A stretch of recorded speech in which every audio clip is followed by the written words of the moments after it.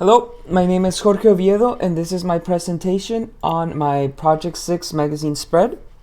The magazine spread is about Gumball machines, which I have a collection of, so I decided to take some nice pictures and make a magazine spread about that.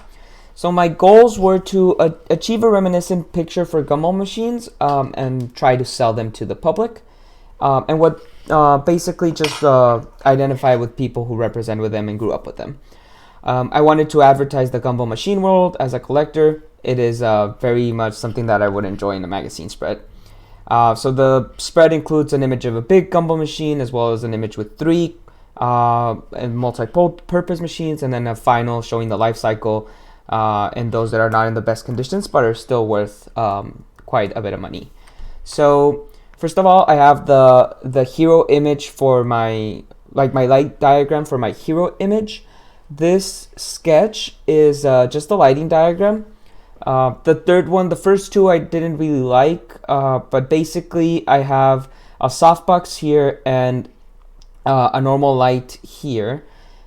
This one shines less bright, so this one would be the key light and this one would be the supporting light. The camera is just in the center with focus. And I use this type of setup to try and get this to highlight just the Gumballs, and this one with to create to create a shadow in the back of the three Gumballs. So these were my first shots. First, I tried to put a background, and I didn't really like it because it was not holding completely flat. So I removed that, and I went with the black background, which is my wall. And some grass and Gumballs to reminisce kids in like playgrounds. I still didn't quite like the lighting. It seemed pretty bland for these three, so I went ahead and made the change to the third diagram. As you can see here, a softbox and a reflector gives some sort of shining light on the left hand side to create a shadow. Which you can see here. So that's the shadow that's being created, and then I have the supporting light here, and this was my final image for my hero image. This was not created in the studio because of COVID, so I was not able to make it to the studio. So all of these pictures are taken in my house, basically.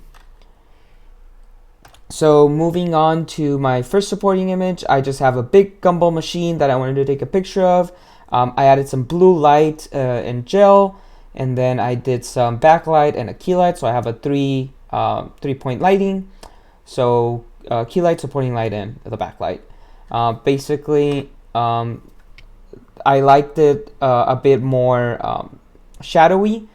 So I took these pictures. I didn't really like the first three, so I went ahead and made the change in lighting to this diagram, and I ended up with something like this, which was a close-up, and the bluish tint light kind of gives a bluish hue to and makes the blues light up.